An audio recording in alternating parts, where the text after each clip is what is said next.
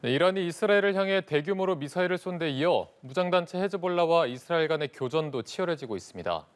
오늘 새벽에는 레바논의 수도 베이루트를 이스라엘이 또 공습했는데요.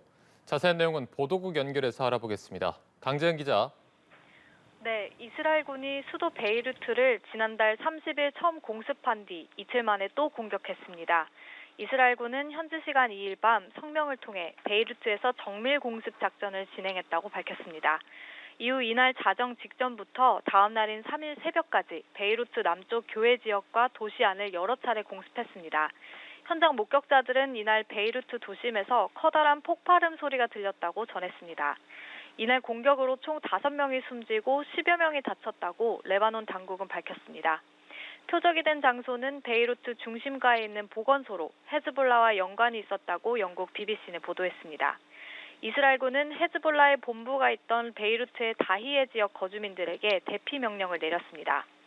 이스라엘이 레바논에서 사흘째 헤즈볼라와 제한적인 지상전을 벌이고 있는 가운데 현지 시간 2일 처음으로 이스라엘군 전사자가 나왔습니다. 총 8명이 전사했는데 이 중 일부는 6.21 특수정찰부대, 일명 에고즈 부대 소속인 것으로 전해집니다. 이스라엘군은 레바논 지상전에 한 개 사단의 병력을 추가 투입하는 등 병력 보강에 나섰습니다. 헤즈볼라도 이날 이스라엘을 향해 200발 이상의 로켓을 쏘고 이스라엘군 탱크 3대를 파괴했다고 주장하는 등 양측이 거센 공방을 이어가고 있습니다.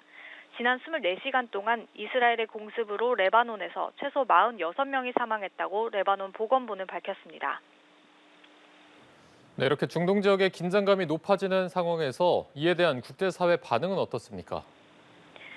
네, 우선 주요 7개국 G7 정상들은 현지 시간 2일 중동 지역 위기의 외교적 해결을 희망하는 내용의 공동 성명을 채택했습니다.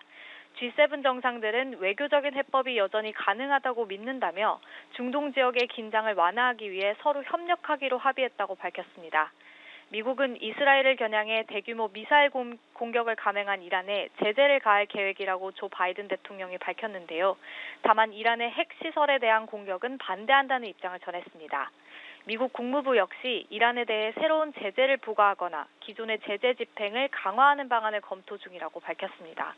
지금까지 보도국에서 전해드렸습니다.